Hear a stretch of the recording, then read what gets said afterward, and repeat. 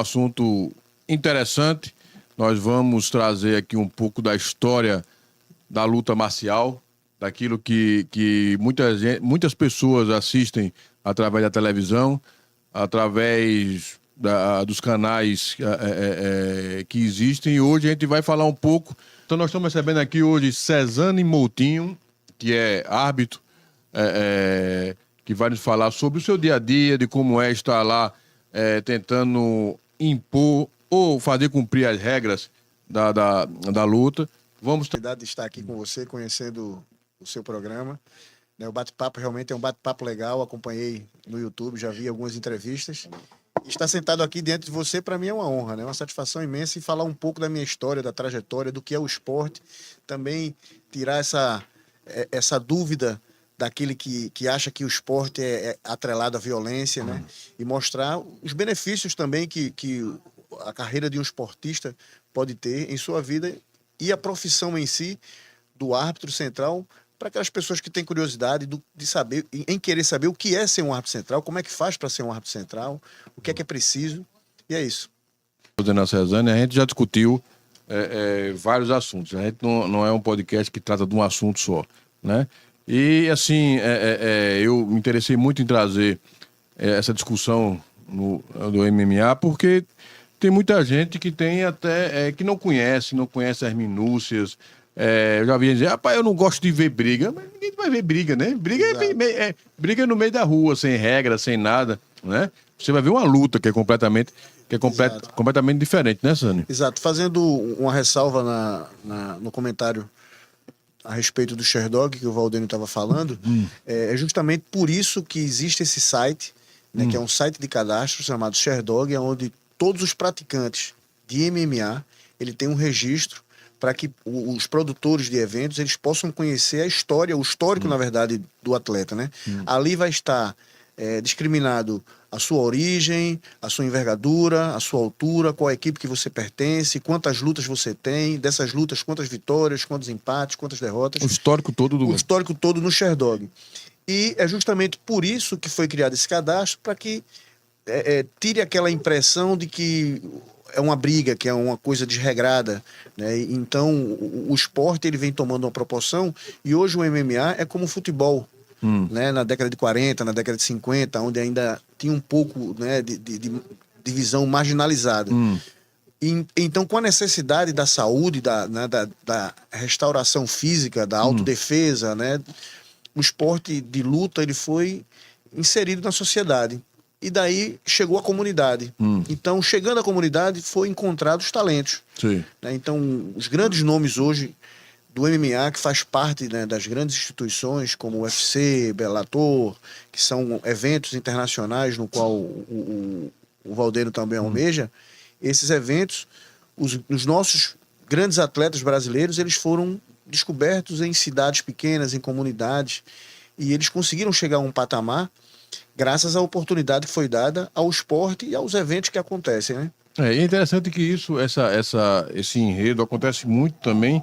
Aconteceu no boxe, acontece no judô, acontece no esporte de uma maneira geral, porque o esporte ele é uma grande ferramenta de inclusão social, né? Exato, exatamente.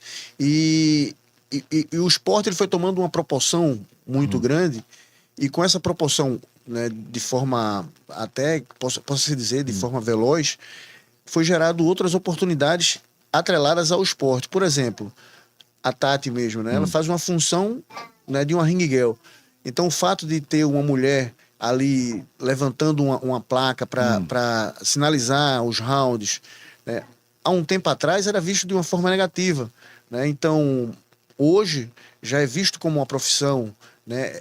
Já entende-se que é uma modelo que está ali não só para expor o seu corpo, mas para mostrar a beleza feminina, para mostrar também que existe uma profissional que exerce uma função sem que leve para um lado pejorativo, se alimenta um sonho, né? E através desse sonho se constrói toda uma carreira, né? Você viu que ela citou que já se vão 4 ou 5 anos que ela já vem exercendo a função, e daí foi tirada uma primeira oportunidade. Ela se identificou e foi crescendo, galgando seu espaço, e é assim que o esporte ele agrega na vida das pessoas, né? Sem falar no bem-estar, né, que proporciona aos praticantes que não são atletas. A gente vê que, por exemplo, nos Estados Unidos mesmo, a questão do MMA já está bem à frente da gente, né? Exato. Em alguns países, as atividades de artes marciais, elas são como atividades de tradição, né? Como a história, a ciência, a matemática, a política, também a educação física e a arte marcial em si, ela é tida como matéria escolar. Você entra com aquela plaquinha, né? Com a plaquinha É para identificar o round, né? Os Isso, rounds. aquela plaquinha ela serve para a identificação, né? Para sinalizar em quantos rounds ou em que round se encontra, né, a luta. Ela também serve para ajudar o próprio árbitro central que está ali, para ele ter um entendimento e uma visão de que round se encontra ali as lutas. Porque no calor da luta ali, o ato... termina ele perdendo as empolgando, contas, né? né? Vamos dizer. Por quê? Porque existem lutas que são apenas de 3 rounds, mas também tem lutas que são disputas de cinturão que são 5 rounds. E enquanto há um desgaste físico, mental, se você não tiver atenção na luta, você pode falhar. Então é preciso você estar atento, entender que round é aquele. Então, a Ring Girl, quando vem e sinaliza ali mostrando que é o terceiro, quarto round, já dá para você ter uma perspectiva de tempo de luta, né? Para você ter uma atenção mais redobrada, se for o caso. Né? Que o sparring tem que ser um cara bom, né? Porque é aquela máxima que você ouve em todos os esportes, né? Quando o treino é bom, o jogo é fácil, a luta é fácil, Exato. E trazendo esse comparativo ao mundo do futebol, né? Um grande pensador falou um dia que jogo é jogo, treino é treino. Treino é treino. Então, você tem que estar próximo a uma realidade, porém você tem que entender que no treino você não pode se sacrificar, porque senão você vai perder a oportunidade de luta, né? E o que acontece? Nos treinamentos hoje, né, graças à tecnologia, você consegue medir uma frequência cardíaca, você consegue, né, medir o nível, né, de carboidrato ou então o nível de preparação fisiológica com mais eficácia. Daí você consegue identificar aonde o atleta ele tem um déficit e você trabalha em cima daquilo. Da mesma forma, você também tem um conhecimento marcial. Você sabe que o MMA, assim como o Valdênio ele é atleta de MMA, é a mistura das artes marciais, na verdade, né? O Mixed Martial Arts. E ali engloba um conjunto de artes marciais que se resulta a um estilo. E no MMA você consegue identificar no atleta aonde ele precisa melhorar, através desses treinamentos que ele está falando. Então a gente consegue entender que, como ele falou, ele tem de 3 a 4, né, treinos por dia, dependendo da ocasião.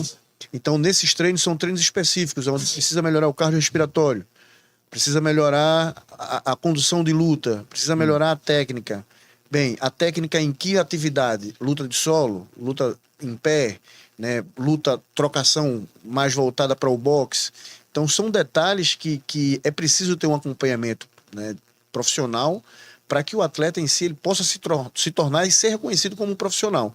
Daí se faz esse produto, se vende essa imagem para os eventos internacionais, os eventos nacionais, para que gere essa oportunidade de poder mostrar o seu talento. Então, os sparrings hoje é diferente dos sparrings de antigamente, daqueles sparrings que a gente via, tipo, você tem o Mike Tyson, trazendo para o boxe, a realidade do boxe, você tem o Mike Tyson, você encontrar um sparring para Mike Tyson é difícil. Era difícil, né? Então, hoje, por exemplo, trazendo para a nossa realidade, Popó no seu auge de luta, também não era fácil você encontrar um boxer a nível de Popó. Então, é preciso ter mais que um para fazer um treinamento. E muitas vezes é preciso um treinamento técnico com pessoas que saibam o que está fazendo, porque digamos que você é o campeão, está sendo treinado para uma luta importante, chega eu que não tenho conhecimento nenhum e vou desferir um golpe em você e esse golpe te lesione, eu vou tirar você de uma grande oportunidade. Então para isso é feita uma seleção, né? O atleta em si também tem entendimento que na hora do treino eu posso bater, mas eu não preciso bater com tanta, né, com tanta força para que eu não me machuque, para também que eu não perca material humano, que é importantíssimo isso, né? E quando eu for para a luta, eu preciso entender que eu atingindo o alvo, eu vou usar a força necessária para aquela ocasião. E nessa questão, assim, do lutador em si, do perfil, por exemplo, tem cara tem cara que é melhor em jiu-jitsu, tem cara que é melhor no boxe. Então, o MMA faz com que você... o bom lutador do MMA é aquele cara que é completo em todas as lutas, né? Isso. Há um tempo atrás, quando iniciou a ideia do MMA, que na verdade era conhecido como Vale Tudo, né? E depois teve uma adaptação para Ultimate Fight Championship, que foi a proposta né, que o Hélio Gracie trouxe através do jiu-jitsu para mostrar que era uma arte inovadora. E as lutas antigamente, elas eram da seguinte forma: era um atleta de jiu-jitsu contra um atleta de sambo, que é uma luta russa, né? Então, um atleta do boxe enfrentando um atleta do savate, que é uma luta Era francesa. como se fosse uma competição de arte marcial, assim, no sentido de que se o boxe é melhor do que... Identificar qual é a melhor Qual é a arte. melhor arte. Isso. Com o passar do tempo, e viram que naquele entretenimento esportivo poderia ser feito de uma outra forma, criando regras, né? E trazendo uma realidade para o atleta unificar os estilos e, através desses estilos, mostrar algo inovador. Só que cada atleta ele tem sua peculiaridade, né? Então ele traz na sua essência o seu estilo que ele tem mais desenvoltura. Tem uns que são melhor no boxe, tem outros que são melhor no jiu-jitsu, tem outros que já desenvolvem bem melhor no Muay Thai. Então, essa mistura das artes faz com que o atleta, que ele é eficaz, né, um cara eficiente no jiu-jitsu, buscar o conhecimento no kickbox. Então, é uma proposta que o esporte trouxe como entretenimento, mas, na verdade, para o enriquecimento marcial do praticante. E o cara tem que estar muito bem, não é só de músculo, não. Tem que estar muito bem de cabeça, né? É como Jorge Jesus, quando treinava o Flamengo, ele dizia mente forte, mentalidade forte. Porque é importante demais. Você vai ali subir no ringue, se o cara não tiver uma mentalidade forte, né? E é uma estratégia também, né? Se você parar para observar alguns nomes que passaram, vamos usar o UFC como referência, né? O Conor McGregor, ele tem uma habilidade fantástica de entrar no psicológico dos seus adversários, né? E ali você vê que é tudo entretenimento, ele é um verdadeiro showman. Ele vende a ideia. Porque a luta é um espetáculo. Exato, exatamente. E logo depois da luta ele está ali abraçado com o seu adversário, né? Ele cria situações onde você consegue entender que aquilo ali não é uma questão de inimizade, e sim proposta para que venda o produto. Eu costumo dizer isso ao Valdeno. Eu também faço mentorias, né, com alguns atletas, e através dessa mentoria eu trago uma proposta para que o atleta ele entenda que ele é um produto, né, um produto numa prateleira, e cabe a ele escolher como ele quer ser visto, né? Um produto sem tanta qualidade ou um produto, né, com bastante, né, qualidade. Isso vai depender de como ele vai se portar, como é que ele vai se mostrar. Como é que ele vai conduzir a carreira dele? Atleta, ele tem que ser atleta. Claro. Atleta pensa como atleta, se alimenta como atleta, vive como atleta. Então ele não pode ser outra coisa a não ser atleta, ao menos que ele queira ser outra coisa. Então, a partir do momento que você desvia o seu foco, né, do viés esportivo, que você tenha um trabalho paralelo, você começa a se autoanalisar e você se perde, né, do seu sonho. Então, claro. Aí, tipo, eu sou um atleta, lutador, mas trabalho de garçom, vai chegar uma hora que eu vou pesar. Não, o garçom eu trabalho mais, mas eu tenho uma renda melhor. Até porque o atleta, no início de carreira, ele sofre muito com o investimento, né? Para isso que é preciso o apoio dos patrocinadores, né? A busca do patrocínio. E como é que eu faço para ir buscar o patrocínio?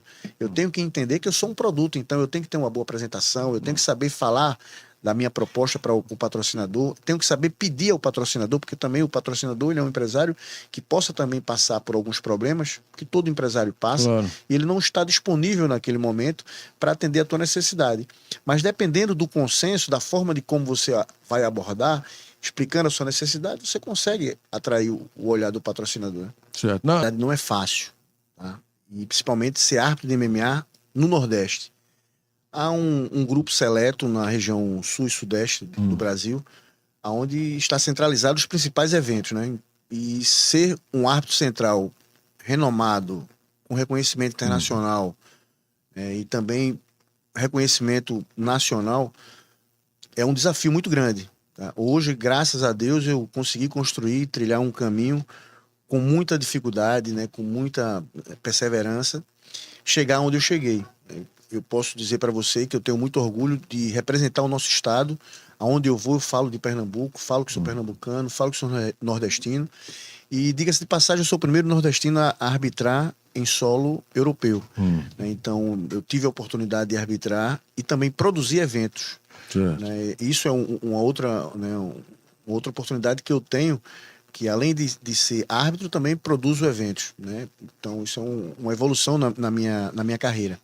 E ser árbitro de MMA requer muita atenção, requer uma preparação física, requer uma mente bem lúcida e eficaz para poder intervir na hora certa. E qual é a finalidade de um árbitro central em si? Muita gente fica sem entender se nós somos, né, juízes e se temos o poder de decidir, julgar uma luta. Até para maior esclarecimento, existem dois profissionais que são os juízes, que são os mesários, e os árbitros, que são os que entram nas arenas de combate. Né? Então, para que seja um árbitro central, você é preciso ser formado também como juiz. Mas para ser um juiz, não é preciso ser um árbitro central. Nem todo juiz tem vocação para isso. E ser um árbitro central com conhecimento, é preciso ser praticante de uma atividade marcial. Né? Eu precisei passar por vários estilos para poder chegar onde eu cheguei. Requer muito investimento de tempo, investimento financeiro, né? Abdicação de muita coisa e acreditar no seu talento, no seu potencial.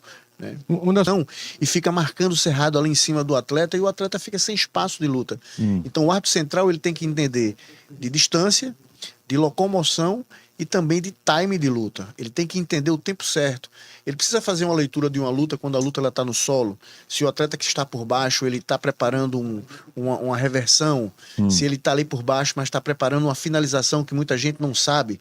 Às vezes a torcida não entende, fica o cabo perto, o cabo tá embaixo ali, pra gente subir a luta, mas não entende que ali naquele momento está sendo preparado toda uma técnica para ser executada. Da mesma forma, na luta em pé, no strike, né? Quando a luta está tendo muita contundência e o atleta ele leva um golpe, o árbitro ele tem que ter entendimento se aquele golpe ele for um golpe com contundência ao ponto do atleta ser nocauteado ou se apenas ele teve um flash. É importante isso a gente tá falando, porque muitas vezes o atleta ele cai nocauteado, ele bate com a cabeça no tatame, que aquele piso ali é todo acolchoado, tá? É um piso que é feito de EVA, com a proteção para que evite dano ao corpo ou então alguma lesão mais contundente em relação à questão cerebral. Mas o atleta ele bate de uma forma no qual ele tem um flash. O que a gente chama de flash? É quando o atleta ele cai desacordado, bate ao solo e volta para a luta. Eu acho que você já deve ter visto em alguma luta um atleta cair nocauteado, abraçar a perna do juiz e tentar continuar a luta, né? Ou então o atleta supostamente está finalizado e de repente ele volta na luta e acontece a luta. A luta só para quando o árbitro ele entende que não tem mais condições de seguir adiante. Certo. Porque eu não sei se acontece no MMA aquilo que acontece no futebol. O árbitro que aparece muito é porque ele tem que passar despercebido. Exato. Porque as estrelas são os atletas. Exato. Eficácia é quando o árbitro ele passa por despercebido. Então, mas na sua carreira profissional, já teve alguma coisa, deve ter havido, particularmente difícil ou controverso, e que eu sei como é que como você lidou com isso? Claro. E qual foi a luta mais difícil que você arbitrou, né? Vamos lá. Diga-se de passagem, já se vão mais de 2.000 lutas arbitradas ao longo desses anos, então eu trabalhei com todo tipo de atleta que você possa imaginar e em todo tipo de evento também que você possa ter como referência. Trabalhei em eventos pequenos, de cidades pequenas interioranas, como também trabalhei em grandes eventos internacionais e fora do Brasil. E vamos lá. Qual a luta mais difícil, né, que eu encontrei? Eu digo para você o seguinte, Charles, a luta mais difícil é a próxima. Eu sei. Porque ela só existe na nossa mente. Né? Porque sei. a gente cria uma expectativa. Mas o MMA me proporcionou grandes oportunidades como ser um mediador, né, de combate da minha principal referência no jiu-jitsu, por exemplo. Né? Eu tive a oportunidade de fazer a estreia, né, de um grande atleta que hoje é um atleta do UFC. E também tive a oportunidade de ver jovens promessas surgirem no mundo da luta, né, e hoje estarem aí nos grandes eventos. Então essa é uma oportunidade que nós árbitros centrais temos de poder viver isso, né? E diga-se de passagem, outro detalhe importante, assim como o atleta se prepara para a sua luta, eu como um mediador, como um árbitro, eu também me preparo para a luta. Eu tenho todo um procedimento que eu faço na semana da luta, no dia da luta, tem toda uma preparação física, né? Ao longo, né, dos dias eu também faço meus treinamentos, eu também sou treinador, personal fight. Então, assim, eu faço minha preparação da seguinte forma para a luta. eu preparo o meu cardiorrespiratório, né? Eu faço minhas corridas, eu faço os meus treinos técnicos também para manter o corpo em movimento, mas também tem o meu momento de reflexão. É o momento em que eu paro um pouco, escuto alguns motivacionais, alguns pensadores, né? Vejo assuntos relacionados É porque, à igual ao luta. lutador, você tem que estar com a cabeça muito Exato, boa também, né? exatamente. Principalmente você tem que entender o que você está fazendo, né? O lutador, quando ele vai, para você ver como é interessante a função do árbitro central. Um lutador do corner vermelho, vamos usar assim os termos, né? Vermelho e azul, que são os corners, geralmente, vemos com mais frequência, né? Então, o atleta do corner vermelho, quando ele entra numa arena de combate, ele entra para detonar o atleta do corner azul. Ele quer a cabeça do seu adversário. Em outras palavras, né, trazendo para uma linguagem mais chula. E já o atleta do corner azul, se brincar, que é pior do corner vermelho. Então, eu tenho que entender que naquela ocasião eu não posso deixar isso acontecer. Eu tenho que cuidar da integridade física do atleta para que o atleta ele faça uma boa luta e que ganhe de forma honesta. Assim como a lei, na jurisdição, existe também as regras dentro de um combate que são como leis. Claro. As leis elas têm que ser cumpridas. Então você não pode ter apego por nenhuma agremiação, porque você tem que desenvolver a Senão função você perde dentro de uma regra. Dizemos, nós sempre abrimos aqui o espaço para a música brasileira, nordestina, a música da nossa região, o nosso hino do estado do Nordeste. E hoje estamos aqui recebendo um artista consagrado nacionalmente. E é como a gente estava contando aqui, se o Brasil tem 130 milhões de brasileiros, metade conhece o Novinho da Paraíba. E estamos aqui recebendo o Novinho da Paraíba. Primeiro agradecer, Novinho, por ter vindo numa noite de segunda-feira chuvosa, de grandes obstáculos, mas o nordestino é, antes de tudo, um forte. Será que ele viu minha postagem? Porque tá lá na postagem. Chegou a ver minha postagem? Viu lá? Então, boa noite, doutor Charles. O Sid Clay aqui, a minha vinda aqui, devo muito a ele, porque o Sid Clay em Jardim Paulista, né? Meu irmão já faleceu, meu irmão Hélio, mas eu tenho aqui em Paulista, eu tenho dois sobrinhos que moram aqui em Jardim Paulista e tem duas primas que moram aqui como é aqui perto no bairro do Nobre. No bairro do Nobre aqui. Então tem uma ligação com o Paulista muito forte, né? E aí o Sid Clay ali, sabe, disfarçado, eu encontrei ele no congresso ali, ele disfarçado, disse, rapaz, vamos lá, vamos, não sei o que, quando ele falou, você me liga pra gente ver. Agora, hoje foi difícil, rapaz, pra chegar, porque tá chovendo muito, né? Tá chovendo muito. Tá chovendo muito, a gente enfrentou, mas como o nordestino é antes de tudo forte, e compromisso é compromisso, e estamos aqui, mas fiquei feliz demais de lhe conhecer, rapaz, lhe conhecer, né? Porque que coisa maravilhosa, e eu acho que é isso, a gente tem quase que como uma obrigação, não é, de atender os chamados, sempre que possível, atender os chamados, e desde uma vez que você chega e as pessoas se recebem bem, e, enfim, eu estou muito feliz de estar aqui com vocês aqui, participar, quando ele falou, é podcast de número 100, é muito importante que você vá, a gente sabe, faça aí o impossível, me ligue, que eu não vou garantir não, mas me ligue, porque realmente essa época são muitos compromissos, claro, né? Muita coisa, você tem ideia, amanhã, tem uns 10 compromissos amanhã, inclusive amanhã à noite, eu nem me lembro aqui, depois eu vou lembrar aqui, eu sei que tem... Com a continuidade... A gente vai lembrando, porque né? realmente é muita coisa, né? Essa agenda toda, e essa época é muito difícil, porque começa aí já tudo, né? E já vai com tudo aí. A autoestação do forró tá começando, né? E a gente tem que fazer, porque gostaria assim de fazer só um show por noite, né? Eu sei. Eu gostaria muito que fosse só um show por noite e tal, mas infelizmente chega essa época da autoestação e a procura assim dobra, né? E nós temos que fazer 2 shows, é bastante cansativo, mas fazer o quê? Vamos lá, que o cara perguntou assim, rapaz, como é que você aguenta fazer um show daquele ali? Porque é realmente um show grande, né? Como é que você aguenta fazer? Aí eu parei, ele insistiu, né? Realmente é puxado ali, como é que você aguenta isso aí? Aí eu parei um pouco assim, e como ele insistiu muito na pergunta, eu também parei e arrumei um jeito de responder a ele de uma forma que fosse uma forma que eu tentasse explicar, né? Eu vou repetir porque é bem interessante isso. Eu disse a ele, olha, realmente é muito cansativo, é puxado, mas quando você faz uma coisa que você ama, É claro. Como é que fica, assim, o trabalho, esse trabalho que eu faço, eu amo isso que eu faço, eu amo esse trabalho. Aí eu disse assim, além disso, eu ainda sou bem remunerado. Ganha pra isso, né? Aí ele, rapaz, você não tem jeito não, viu? A gente tenta... E aquela frase do cancioneiro popular, né? O artista tem que ir onde o povo está, né? Se o realmente. povo está lá esperando, no Rio da Paraíba tem que ir, né? A gente faz aí o Nordeste todo aí, Alagoas, Bahia, Paraíba, Rio Grande do Norte, Ceará, Pernambuco, né? Tem realmente, não dá para atender a todos não, mas a gente vai tentando, né? Tentando. Claro. Depois a gente, ao longo do tempo, aí a gente vai passando aqui alguns lugares que a gente vai cantar, né? E fica à vontade, né? Porque se deixar falar, eu falo muito, viu? Pronto. E aí, Sidicley Alves? Boa noite, doutor Charles. Boa noite, Novinho. Boa noite, pessoal que tá assistindo a gente. Tá com saudade, viu, de me falar aqui. Você só quer ficar. Você queria ficar escondido, né, Como bicho? eu participei do número 1, né? Na verdade, eu participei de todos. Agora, o número de alguns, a gente tá por trás das câmeras.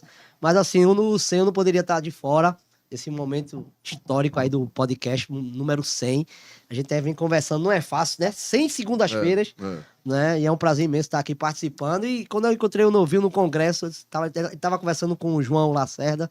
Aí eu disse, Novinho, vamos lá pro podcast da gente lá. Ele, bora, liga pra mim que a gente acerta. E quando eu liguei, ele disse, ó, dá pra ir, vamos embora. E a gente tava conversando antes de vir pra cá. E a gente começou a voltar no tempo, ele lembrou mais ainda da amizade que a gente tem lá atrás. Isso. Eu tive a oportunidade de entrevistar o Novinho na Rádio Esperança, né, na Rádio Esperança lá em Jardim Paulista. Quem levou ele lá no meu programa foi o Hélio, o irmão do Novinho. E assim, tem muita história pra contar. Eu encontrei o Novinho já em Vaquejada, já encontrei um bocado de lugar. Taquaritinga do Norte, tem um bocado de lugar. Mas vamos embora, vamos bater o papo aqui, né, doutor? Vamos lá. Novinho, conta um pouco aí para as pessoas que ainda não sabem qual a origem do Novinho da Paraíba. E quando fala Paraíba, eu gosto muito que a Paraíba é um estado que eu tenho muito apreço, gosto muito. Quando eu posso, eu tô ali em João Pessoa, Campina Grande, por ali. O interior, eu saí do mato, mas o mato não saiu de mim, acredita, doutor? Eu saí do mato, mas o mato não saiu de mim. Eu vou explicar aqui do início, assim, é um pouco longo, porque já diz tudo, né? A história diz tudo ali. Eu vou responder já um bocado de perguntas que as pessoas que estão nos assistindo têm essa curiosidade. Ó, eu sou de Monteiro da Paraíba, uma cidade lá do Cariri, do sertão paraibano. Eu nasci no sítio Riacho Verde, no sítio mesmo lá, sítio Riacho Verde. Né? Lá em casa são 10 pessoas. É novinho, porque eu sou o caçula, o mais novo que eu. E eu sou aquele filho ali que a minha mãe... eu digo que tem duas coisas muito importantes ali. Uma é a música, vamos dizer 3. A música, minha mãe, né, minha família. Claro. E Deus, vamos Claro. dizer assim, porque o sertão, quem é do sertão, está nos assistindo aí, o sertão é trabalho. Papai não queria que ninguém estudasse, porque tinha que trabalhar lá, as famílias grandes, para trabalhar na roça e tal. E aí mamãe, assim, acreditou, insistiu muito que ela dizia que eu era diferente. Ela disse, esse menino é diferente. Ela insistiu para eu estudar. E ela acordava lá de 4h30 da manhã para ter a leite da vaca lá, para para eu comer, para poder ir para escola quando eu estudava em Sertânia, porque é divisa, Monteiro é divisa com Pernambuco. Estudei 5 anos em Sertânia. E daí, outro tempo, estudei em Monteiro. E de Monteiro já era mais difícil ainda, porque a gente ia de bicicleta, ia de jumento, cavalo, de a pé, quando estava chovendo, enfim. Então, para eu concluir ali o primeiro, eu não concluí o segundo grau, eu concluí só o primeiro, tem muita dificuldade. Sim. Para eu concluir o primeiro, mas isso foi muita insistência da minha mãe, né? Que ela acreditava muito em mim, assim, e achava que eu era diferente ali. E graças a Deus que eu vejo, quando eu chego em Monteiro lá, eu vejo meus primos lá, né? A vida é daquele jeito lá. Daquele jeito, hein? Do mesmo jeito lá, não mudou muito lá. Meus primos lá trabalhando lá na roça, lá no pesado. Então, eu sou um daqueles ali, então eu me vejo ali com muito orgulho, né? Claro. Eu saí de lá, mas nós temos lá a propriedade aonde eu nasci, a gente conserva lá. Sim. E tem minha família, meus irmãos. São suas origens, né? Minhas suas origens. tradições. Meu irmão mora lá, primo, sobrinha, enfim, a minha família mora lá no sítio mesmo, lá no sítio, entendeu? Então, assim, as minhas origens estão lá e a gente fica daqui para lá para cá, porque Recife é uma central do Nordeste. Né? Daqui a gente está muito mais rápido para o Brasil todo, né? Então, Aí eu gravei aqui em 80. Eu tinha uma banda, já tocando, eu tocava e tal. Eu da Paraíba, porque aquele cara da Paraíba lá, que é da Monteiro da Paraíba, aí tá explicado o nome, eu novinho da Paraíba. E então eu tinha uma banda, e essa banda, fala na banda, eu vou até aproveitar aqui, quero avisar vocês que essa banda minha, Novinho da Paraíba, estreou no Forró do Náutico, lá em 80, nos anos 80, enfim. E aí foi confirmado hoje que no dia 14 de junho, eu estou de volta, o Bom Filho volta para casa, eu estou de volta lá ao Clube Náutico, Capibaribe. Vamos fazer o São João do Náutico, dia 14 de junho, na sexta-feira. Toda a galera aí, Alves Rubio, quem também não for Alves Rubio, pode lá levar sua família. Ele vai dançar forró? Vai dançar forró, é a festa da família lá, vai ser o São João do Náutico, eu vou estar lá dia 14 de junho. Então tem uma banda que tocava aí, que estreou no Forró do Náutico lá, e o Pinga, na época, os shows aqui, você tá falando lá que você dá exposição, aqueles shows, os shows do Nordeste não, os shows do Brasil aqui, Tudo passava pelo Pinga, né? Tudo passava pelo escritório do Pinga, que lá que o procurador dele era Dr. Estevão Leal, e aí eu procurei eles lá e eu era a banda de abertura dos shows, e todo mundo aí. Tinha show, tava no Novinho da Paraíba, saí daqui para fazer forró, Campina Grande, Espaço, não sei o que, tal, shows, enfim. Aí o Pinga chegou para mim e falou: olha, muito bom aí seu show, você toca bem, canta bem, tem uma performance de palco, mas se não tiver um LP, se não tiver um disco, não vai para frente, porque as pessoas só acreditam se tiver um disco e tal. E eu nem queria gravar disco, porque já era tão bom lá, eu já com a banda, já tocando, e já fazia, era ocupada direto lá a banda, né? Aí depois eu vou contar a história de como eu gravei o meu primeiro disco e tudo que aconteceu, aí eu não vou conhecer o Luiz Gonzaga. Inclusive foi lá no Forró do Náutico que teve essa estreia que eu conheci o Luiz Gonzaga, enfim. Hoje o pessoal pega uma música, joga numa plataforma, mas antigamente a construção era um pouco mais difícil. Veja, né? eu fui empurrado para fazer um disco ali. Aí eu tenho que fazer um LP, porque se não fizer um LP, não tem valor, ninguém valoriza, você vai se tornar um sanfoneiro como os demais. Enfim, ele insistiu muito nisso aí, o Dr. Estevão e o Pinga, né? E aí eu comecei a pensar ali, olha, para eu fazer um LP, eu não posso fazer só um LP para ter uma capa ali, para dizer que eu tenho um LP. Eu tenho que fazer uma coisa assim, estudada, né? Com qualidade, né? Tem que fazer um estudo, né? Então, qual é o estudo? O estudo é você pegar aqui as pessoas boas. Na minha banda, sabe quem é o mais fraco lá? Eu. O mais fraco da minha banda sou eu. Porque assim, se você se juntar com os bons ali, o negócio tem que sair com qualidade, concorda? Claro. Aí eu sempre pensei assim, eu penso assim. Aí cheguei lá comecei assim a procurar aqui os maestros, os compositores e tal. Aí cheguei aqui no J. Miquiles. Eu sou novinho da Paraíba, eu já falava assim, não, eu toco lá no Forró do Náutico, vai lá um dia lá convidado, ele foi lá, viu, e disse, ó, eu vou gravar um disco, um LP. Você sabia disso? Não, também não sei não. Eu disse, pronto. Eu quero que você faça uma música para mim, para eu gravar uma música sua. Aí ele disse, rapaz, eu nem tenho isso pronto ainda, tal, mas aí aprontou a música lá, depois me procurou, aprontei a música aqui e tal. Aí eu vou dizer qual é a música, tá? Isso é no primeiro LP. Certo. A música do J. Miquiles, eu gravei o disco, e o disco estourou tanto, o disco, que vendia disco até sem capa. Era uma época que tinha uma crise lá de papel aqui. O disco chegava só o disco, aí tinha que aguardar a capa ficar pronta. Eu disse, eu quero o disco. Eu quero o disco. O que vai tocar é o disco, não é a capa? O disco, não é a capa e tal. Então, vendeu tanto o disco, e a primeira música lá desse disco, do Miquiles, que eu falei lá, passou a ser o título do disco. O nome da música é Forró Fogoso. Sim. Aí eu vou cantar um pedacinho da música aqui, que é para as pessoas realmente saberem lembrar. E lembrar, né?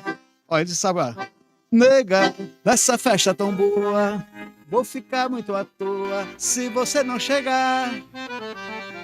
Nega, eu te quero, menina, no pedaço na esquina, onde você pintar. Vem balançar, gostoso meu coração, tem gozo nesse forró, fogoso de arrepiar. Vem me beijar na boca, suando a minha roupa, nessa vontade louca, vamos dançar.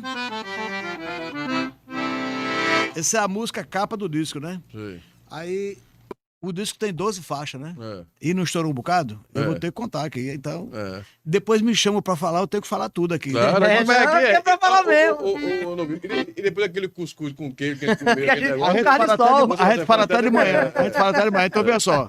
E eu, pra fazer o disco ali, lembra que eu falei que eu procurei os maestros, os compositores e tal? Tem um cara chamado Walter, que tocava na banda Doris Sandra, não sei se você lembra Doris Sandra, que era um conjunto de baile que tem aqui, Doris Sandra. E tem um cara Walter, que era professor do conservatório, amigo meu, e eu gostava de tomar uma, ainda tomo, ainda mais pouco.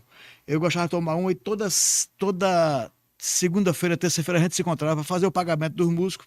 O cara falando de uma sacola de estar contando aquela história lá do prefeito. Aí eu fazia o pagamento dos músicos, levava uma sacola, uma mala de dinheiro para pagar os músicos. Não tinha Pix naquela época? Não tinha nada, tava com dinheiro para pagar os músicos, o pagamento e tomar uma, né? Aí se encontrava. Aí aqui em Recife tinha um ponto dos músicos, ponto dos artistas, que era na Guararapes ali. Aí chegou um cara lá com o violão nas costas e disse, você é novinho da Paraíba? Sou eu mesmo. Aí disse, ó, é verdade que você vai fazer gravar um disco? Eu digo, tô procurando compositores, músicas, tudo, vou gravar um LP, enfim, né? Aí ele cantou 2 músicas, pegou o violão, tem uma música para mostrar, toca aí. Aí tocou a música e tal. Aí tocou a música, as 2 músicas, cantou e cantou um refrão, um pedacinho de outra música, né? Aí Aí a gente cantou a música, a gente continuou, fomos lá pro bar fazer o pagamento dos músicos lá e tomar uma lá. E o Walter disse, rapaz, é muito chato, né? Eu não dou pra ser cantor porque o povo para, incomoda, o cara querer mostrar uma música na rua, no meio da rua, querer que você analise. Eu disse, mas Walter, a gente tem que ouvir, né? Porque... Aí ele disse, você gostou das músicas? Eu disse, não gostei muito das 2 que ele cantou, não. Eu gostei daquele pedacinho que ficou na minha mente aqui, daquela última que ele falou que não estava pronta, que ficou na minha mente um refrão de uma música, né? Aí deu o telefone a ele e tal, ficou pra gente se encontrar. Outra semana ele tá lá de novo, lá disse, ó, aquela música que eu cantei, você gostou? Eu disse, rapaz, eu gostei daquela que você falou que só tem um refrão, que não está terminada a música. Ele disse, realmente não está terminada não. E essa música, esse refrão é meu e de Edson Vieira aí. Agora a gente não terminou a música não. Eu disse, mas olha, a gente pode se encontrar e terminar a música, porque eu gostei daquele... do refrão ali, né? E ficou na cabeça o refrão, sabe? Aí eu vou explicar aqui a música, aí eu disse pra ele, olha, é o seguinte, porque com esse refrão aí, tudo que a gente colocar aí na frente dá certo.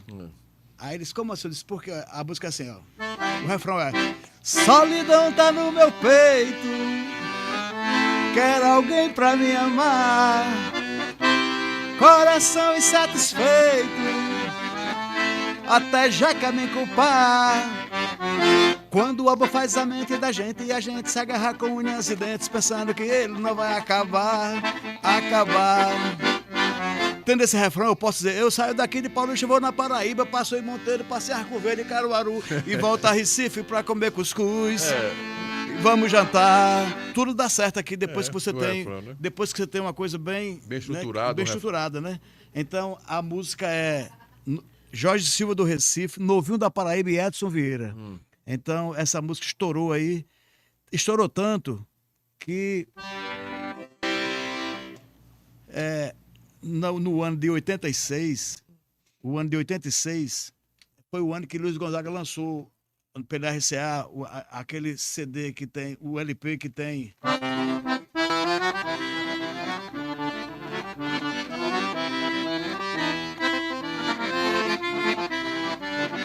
Safona velha do fole furado, só faz fumo.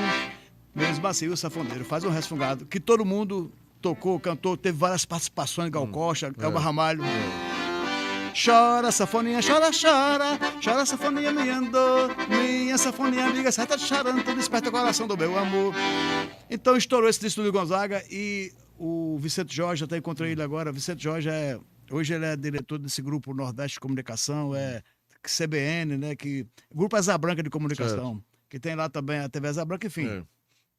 Encontrei com ele, Vicente Jorge era o superintendente da Rádio Recife, o diretor da Rádio Recife, e aí... E a Rádio Recife, foi, na época, era o auge da... Entenda, nesse ano aí, o Reinaldo Belo era... O Reinaldo Belo era o locutor, assim, que tinha estourado aí do rádio da FM, forró na FM, com aquela música do Cachorro Quente lá e tal. Então, a RCA deu lá um show, fez uma permuta com a Rádio Recife, com o show do Gonzagão, né? Com a Rádio Recife. E aí, o Vicente Jorge entregou o show lá para o Pinga e para o Dr. Estevam cuidar do show lá do que ele foi, esse show foi lá no Náutico, né? Sim. Aí foi o Reinaldo Belo, o Novinho da Paraíba e o Luiz Gonzaga. Aí eu sou muito ruim para acordar de manhã cedo, assim, Sim. né? Então, É porque o fuso horário do artista é outro. a minha hora é outra, porque eu vou dormir 2, 3 horas da manhã e acordo meio-dia, né?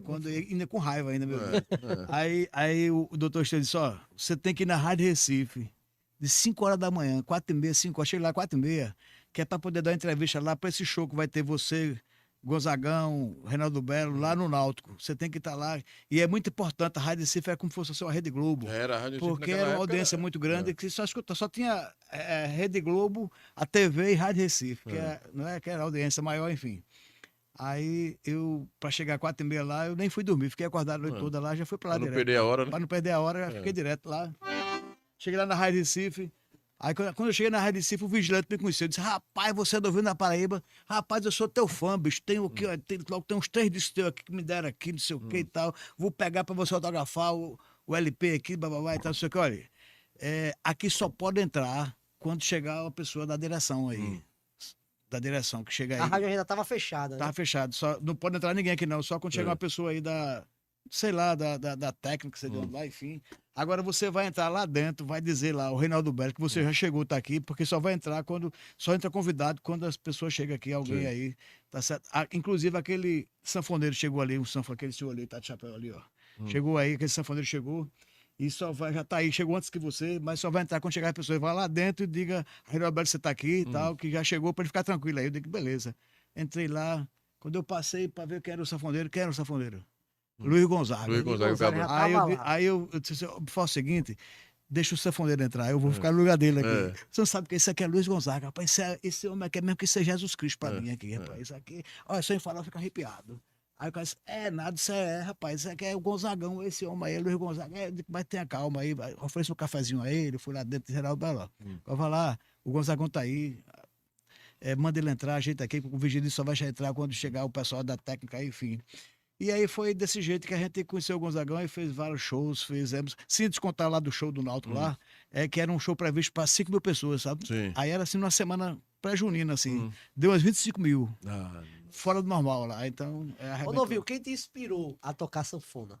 Aí outra pergunta que tem que fazer 2 podcasts para eu ficar explicando. Inclusive... Quem me deu o dom foi Deus, né? Me deu o dom, né? Agora, porque é uma história, assim, além de ser... Veja, eu não conto história de ninguém. Sim. E, na realidade, veja que eu nem estou deixando de vocês perguntar, né? Mas eu nem tá conto falando. história de ninguém, porque tudo que eu conto são coisas que aconteceu comigo, que acontece comigo. E veja a pergunta que ele fez a mim aqui: como é que você começou a tocar sanfona? Quem te inspirou? Eu vou ter que explicar, né? Até porque, na pesquisa que eu fiz, uma das suas marcas registradas é a sua capacidade e a sua maestria na sanfona. Veja só, aí eu vou explicar aqui. Você lembra de um caba chamado aqui, que foi deputado estadual em Pernambuco, chamado Clodoaldo Torres? Clodoaldo Torres, sim. Lembra desse nome? Lembro, sim. Veja onde é que vai chegar aí o nome de Clodoaldo Torres, que foi aquele que teve até um incidente, né, de um tiro, que levou um tiro, que só foi salvo por uma canetinha que estava no bolso. Lembra dessa situação aí? Pronto. O pai de Clodoaldo Torres é lá de Monteiro, lá. Era gerente do Banco do Brasil lá. Clodoaldo, que é Clodoaldo também. Certo. Meu padrinho. Então, meu pai chamou lá para Clodoaldo ser seu padrinho. o meu padrinho. Aí, ele foi meu padrinho. E o Clodoaldo também tinha o pai desse Clodoaldo aqui, tinha um sítio também lá perto da gente, lá no sítio lá. Aí, um dia passando lá, comprou um harmônico para Clodoaldo. Ele comprou um harmônicozinho pequenininho para Clodoaldo. Aí vinha de cavalo, ia chover e tal. Disse, compadre, eu vou deixar aqui esse harmônicozinho aqui, viu? Que eu comprei pro meu filho. Eu vou deixar esse harmônico aqui. Aí até que o outro dia eu passo aqui e pega e diz, pode deixar o harmônico. Harmônico o que é o harmônico? Deixa eu explicar também o que é harmônico. O harmônico é aquele do pai do Gonzagão, toca aquele folha de 8 baixo. De 8 baixo, né? 8 baixo. O harmônico foi um pé de bode. Pé de bode, deixou um harmônico lá, um pé de bode lá e tal. E é um instrumento bastante difícil de tocar, né? E aí deixou o instrumento lá, e quando mamãe ia pra roça e tal, eu ia lá, botou em cima do armário, do guarda-roupa pra ninguém pegar. Eu tirei o instrumento lá e comecei a pegar. Um dos dias mais tristes foi quando ele veio buscar o instrumento. Foi que ele pegou o instrumento pra levar e tal. Eu disse, rapaz, o menino pegou aqui, aí ele já sabe tocar uma música aí. Aí a única música que eu conhecia, eu só conhecia uma música nesse tempo aí, né? Aí ele disse, então toca a música aí, o meu padrinho lá, né? Aí eu...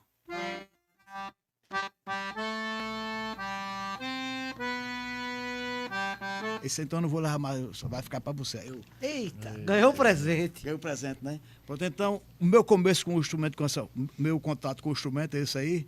Aí, o Brasil ganhou no Rio da Paraíba e Pernambuco ganhou um excelente parlamentar, que foi o Cláudio Torres, que podia ser o sanfoneiro, né? Podia ser o sanfoneiro. É bonita a história, né? É Não? bonito, é. Ele tá vendo aí? Então tá respondido a sua Tá pergunta. respondido, tá respondido. Então pronto, aí o dom quem deu, o dom quem dá é Deus aí. Claro. Porque aí o que a gente vai fazer é o dom quem dá é Deus, aí a vontade. E o tocar. novinho, tu falou no início que foi por causa que tu é o filho mais novo. Mas aí, como é que começou a nascer? Te chamaram de novinho, novinho da Paraíba? Não é né? lá porque eu sou caçula? Sim, mas aí como foi que nasceu, assim, de entrar como nome artístico? Ah, novinho? pois é. Então, é novinho, que é o caçulinha de casa lá e tal, e todo mundo só me chama por novinho, né?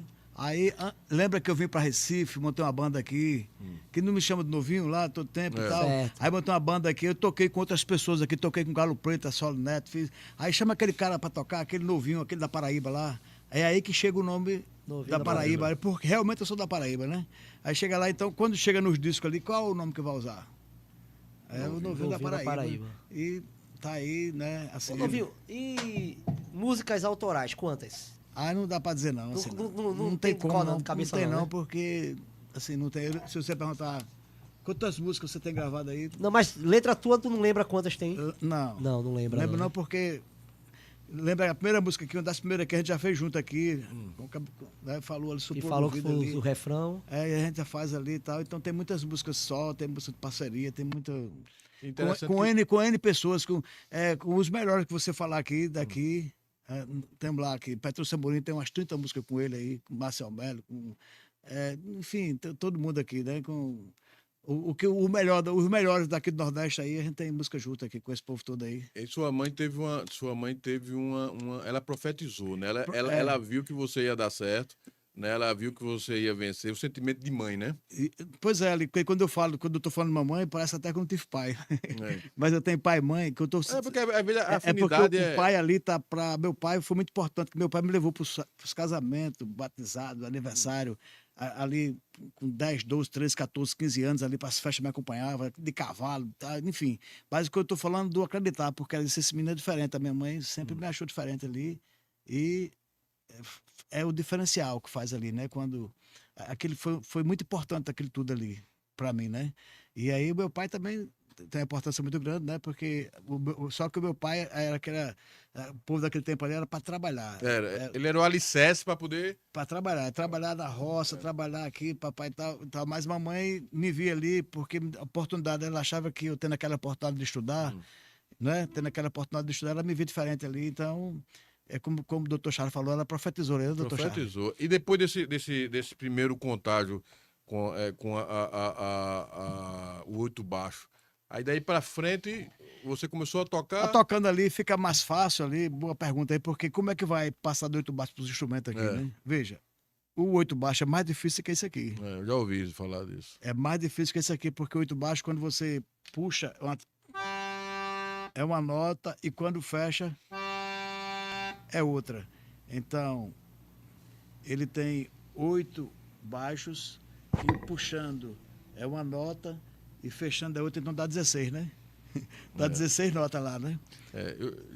Eu já acho acordeon, acho um instrumento difícil danado. Mas acordeon é uma nota só. Abrindo e fechando uma nota só. Então, eu vejo que hoje tem tanta facilidade, né, de você adquirir um instrumento, aprender a tocar. Esse tempo é muito difícil. A gente só via. Eu vi lá o Gonzagão, eu com 10 anos assim, de idade, 9 anos, 8 anos, eu vi ele tocando lá no caminhão, ele tocando lá, tocando direitinho lá, o Gonzagão tocando lá na propaganda do Fumo do Bom, que fazia no Nordeste, tudo e tal. Mas a gente não tinha acesso. Eu me criei lá só ouvindo as rádios. A rádio Caturité de Campina Grande, que tem o programa Genival Lacerda lá, o Forró do Seu Vavá, escutando a Rádio Cultura de São José do Egito e escutando a Rádio Cardeal Arco Verde. Essas 3 rádios que entram lá e ela leva a informação lá. O que eu escuto lá é Marinês, Luiz Gonzaga, Genival Lacerda, Jacques do Pandeiro, Trio Nordestino. E o Trio Nordestino ali, eu gosto muito da forma que eles gravavam o Trio Nordestino e tal. Então, aquilo que a gente escuta, né? Então, como para a cidade, forró, chega São João, é interessante, né? O povo se vestindo, o povo se veste matuto. É uma época diferente, é uma época não é ímpar, diferente, né? Até o clima é diferente. É tudo diferente, né? Mês de junho e tal. Pra gente lá, forró é o ano todo lá. Lá é forró pra nascer, batizado, casamento, tudo, né? Então, eu me criei nesse universo, nessa atmosfera aí. Então, a gente é nordestino com muito orgulho e fazemos isso aqui com muito orgulho. Ô, Novinho, das parcerias que tu gravou, tu fez música, qual é a mais marcante? Hoje, assim, que vem na tua memória, assim. Eu sei que todas foram importantes, foram marcantes, mas não tem uma aquela que, assim, pô, marcou. Mas tem muita música, né, bicho? Que marca assim, eu acho que a música marca ela marca assim é igual a música, assim, pra mim, a música é igual um perfume. Porque, vamos supor, você fecha os olhos e se você cheirar o perfume, você lembra do perfume da sua primeira namorada. Daquele momento, né? A minha primeira namorada lá cheirava assim a marmeleiro, entendeu? Lá no sertão, entendeu? Então, quando a gente sente o cheiro de marmeleiro aí, porque é o cheiro do mato... Aí a memória vem, a nostalgia vem. A memória vem. A mesma coisa é a música. A música é desse jeito aí. A música, ela que música você estava escutando em tal época, né? Então, eu sou uma pessoa que eu gosto de rock, eu gosto... que assim, eu toco sanfona. A sanfona é a mãe dos instrumentos, viu, doutor Charles? A sanfona é a mãe dos instrumentos, o pai do instrumento é o piano. Sim. A sanfona é a mãe. Então, porque tem pessoas que são radicais, não, eu toco sanfona, eu só gosto de forró, eu amo forró. Música nordestina, tudo. Mas eu tenho o meu gosto musical, eu gosto de rock, eu gosto de balada, eu gosto de... aquele pianista lá, inglês lá... Elton John? Elton John. Eu gosto daquele... Aquele cara lá, aquele da guitarra lá, aquela música lá do Eric Clapton lá, da guitarra. Tem... Eric Clapton? Eric Clapton tem aquele tem Slap Tem aquela música lá do... Então tem Rapaz, daqui a pouco eu lembro. Daqui a pouco eu lembro também. Enfim, eu tô só dizendo aqui que eu gosto da música Lulu Santos, Caetano Veloso, Gilberto Gil. Sabe? São músicas de qualidade, né? Sim. Então, eu gosto de tudo que é bom, né, cara? Eu gosto da cultura, eu gosto do frevo pernambucano. Esse Pernambuco é muito forte no Brasil. Muito forte mesmo no Brasil. Porque tem uma cultura, assim, ímpar.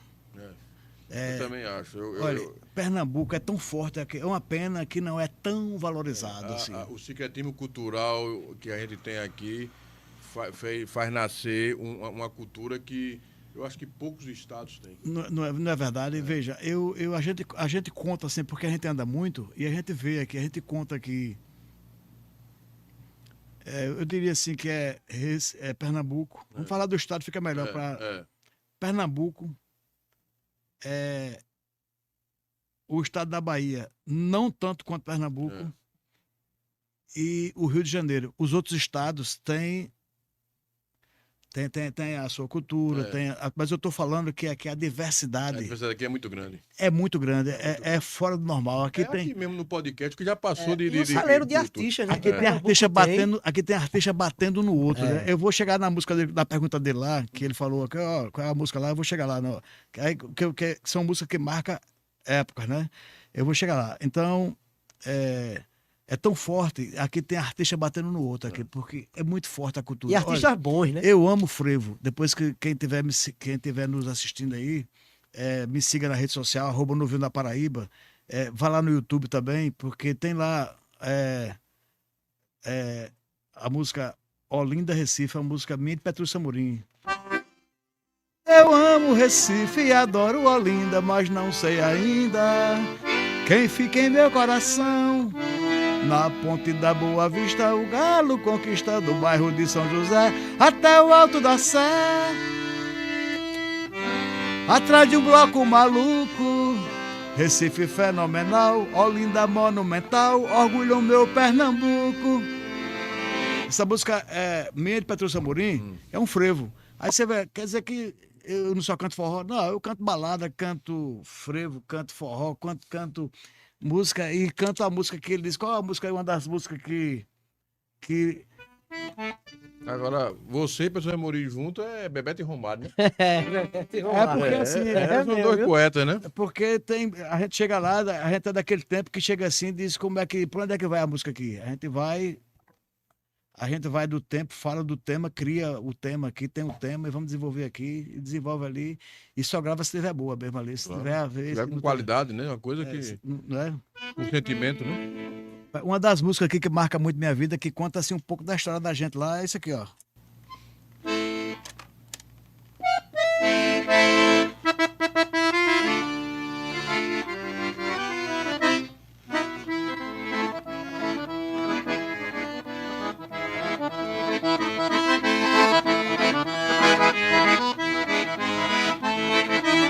Ainda sinto o cheiro bom, terra molhada já secou, mas ainda cheira. Menino grita pendurado na porteira, o pai já vem trazendo o gado pra trancar. Ainda sinto o cheiro bom do fumaceiro do fogão da laranjeira, onde juntava a molecada da ribeira pra ver o sol descer do céu pra descansar. É como o cheiro de paixão a me envolver o coração, é como o cheiro de amor. É como o verso ponteado, é como o sol alaranjado que insiste em não se pôr. É como casa de caboclo, como a sala de reboco que o poeta cantou. É como o cheiro da morena, linda flor de açucena que meu peito cochilou. É como o cheiro de saudade, que na verdade nunca vai sair de mim. Anda comigo desde o tempo de menino, acompanha o meu destino, me faz tão feliz assim. É como o cheiro de saudade, que na verdade nunca vai sair de mim. Anda comigo desde o tempo de menino, acompanha o meu destino, me faz tão feliz assim. E aí, marca ou não marca o tempo aí? Essa música de estudo aqui, cara, ela fala do jumento, do boi, do cavalo, do cheiro da laranjeira, do perfume, do fim de tarde, do sol descendo lá. Se a pessoa fechar os olhos, vê o cenário. Vê o cenário, exatamente aqui, isso aí, então, essas coisas aí. Aí tem aquelas músicas também que não tocam muito, e são músicas que marcam a vida da gente ali, e tem aquelas que ficam muito conhecidas. Quando você falou Petrúcio Amorim, eu vou contar um fato aqui que é desse tempo também aí, que a gente tava lá tomando uma, né? Eu conheci o Petrúcio tomando uma também lá, olha, aí, rapaz, tô vindo da Paraíba e tal. Eu digo, ó, veja uma música aí, bicho, pra gente gravar, sua, pra gente gravar. Ele disse, rapaz, eu nem tenho assim pronta, né? Que Jorge gravou essas músicas aí. Tem um segredo, menina, cá dentro. Ah, mas eu não tenho uma assim pronta. Então eu disse, eu quero uma nessa levada aí. Tá? Ele disse, mas eu não tenho não. Aí depois foi lá, bebeu mais uma, tomou mais uma, ele abriu a memória ali mais. Depois do terceiro da dose. Depois das 3 cervejas, ele disse, rapaz, tem uma ali que eu vou cantar um pedacinho pra você aqui, mas eu acho que ela não combina muito com você não, porque ela fala de Maceió. Aí eu disse, mas canta assim mesmo? Aí o cachorro, um cara interrompeu e tal, aí voltou e disse, e a música aí, canta de novo aí? Aí ele, sim, rapaz, o cara chegou e interrompeu, canta a música aí, cantou. Aí eu disse, eu gostei da música, eu não tenho dificuldade por eu ser da Paraíba, cantar a música que fala Maceió, não tenho dificuldade com isso não. Eu posso gravar a música. Tu grava mesmo? Gravo. Chamei o Edson Rodrigues, que é o maestro Edson Rodrigues. Sim. Veja, é tudo só uma porrada aí. Tem que ser time bom. Só fera, né? Só fera. Chamei o Edson Rodrigues, que eu sempre fiz assim, ó. Os caras pegam um maestro e botam um maestro só para arranjar o disco todinho, né? Eu nunca gostei disso aí. Eu pego uma música e dou pro maestro. Maestro, essa música é sua, faça o que você imagina nela aí, tá? Mas Duda, vem cá. Essa música é sua, faça o que você acha que deve fazer. Então no seu disco tem vários arranjos. Vários arranjos. Maestro Maia, aqui essa música é sua aqui, Maestro Maia. Peguei todo mundo aqui, o segundo LP meu, peguei todo mundo aqui, fui pro Rio de Janeiro gravar lá no Estúdio Transamérica, o melhor do Brasil, que é o que Roberto Carlos gravava lá. Era só reservado para Roberto Carlos o ano todo. Eu para chegar lá, a dificuldade maior do mundo, Roberto Carlos é só reservado em cima lá. O dia que ele quiser, o ano todo. Tem 365 dias para ele escolher qual dia que ele vai gravar. Gravar, tava lá de decorar, todo azulzinho e tal. Aí eu dizia, rapaz, não pode usar isso, né? É Roberto Carlos, é reservado para CBS aí. Tá, beleza. Cheguei lá, levei a banda toda daqui para gravar o LP lá, que vai ter essa música que eu vou contar a você lá, que do Petrúcio Amorim, que a gente tava tomando uma lá, ele disse, o cara mostrou lá, disse, ó, eu vou contar a história primeiro para depois cantar a música, porque se a gente contar a história, cantar a música, depois a história fica sem valor, né? Levei a banda toda dentro daquele Recife. O cara disse, rapaz, aqui no Rio de Janeiro tem o melhor músico do Brasil, tá aqui no Rio de Janeiro. Eu disse, mas é porque esses músicos são pernambucanos. E pra mim são os melhores. E é diferenciado. Aí a metaleira de Pernambuco aí, o músico de Pernambuco é sem igual. Aí levei a banda todinha aqui. A banda todinha, a gente reservou um hotel lá e levamos a banda, gravamos lá. Pra não dizer que pegamos lá só o mais Chiquinho. o acordeonista lá também, lá o Chiquinho, mais Chiquinho, Sim. deu a música pra ele também fazer um arranjo lá, e ele tocou no disco lá junto com o Dura da Passira, enfim. A gente fizemos o disco lá, mas deixa eu te contar um fato bem interessante, é porque uma coisa vai puxando a outra. puxando a outra, vamos Não lembrar, adianta, não é adianta. bom isso da Eu conversa, vou né? tocar a música, tá certo? Tá certo. Me lembra pra eu tocar a música aqui? Certo. Da música aqui. Tem um fato tem uma coisa tão interessante que aconteceu nisso aí, porque assim, ó, tudo na vida tem essas coisas, tem esses, eu tô lá no Rio gravando, Rio de Janeiro gravando, Transamérica, Rio de Janeiro, o segundo LP do Novena Paraíba. que A daqui banda toda empolgada. todo mundo lá, rapaz, dando o melhor de si lá. O mais fraco lá sou eu. Aí ligou lá, chegou até negação aí no. Sim, e o quando eu terminava de gravar, entregava pro Tim Maia. Ele tava gravando também lá, o Tim Maia. E às vezes era ele que entregava pra mim, sabe? Sempre que era ele sempre queria ficar mais um pouco, né? Sim. E às vezes a gente queria falar com ele, Paraíba. O horário do estúdio agora é meu. Chegou, tem que respeitar. Eu disse, mas você não passou ontem aí do meu horário? Me deixa 10 minutos, tá terminando só um negocinho aqui, tá o maestro aqui, tal. Enfim. Aí só tem um telefone, tocou aí, lá de Pernambuco, lá. Aí, se lembra de... Ele tá vivo aqui, é Eduardo Araújo, pai do Bruno Araújo. Bruno Araújo, Lembra? tá vivo, é. Tá vivo? Vivo, sim. Aí Lá acho que Belo Jardim, isso. Aí, deputado Eduardo Araújo. Alvirrubro.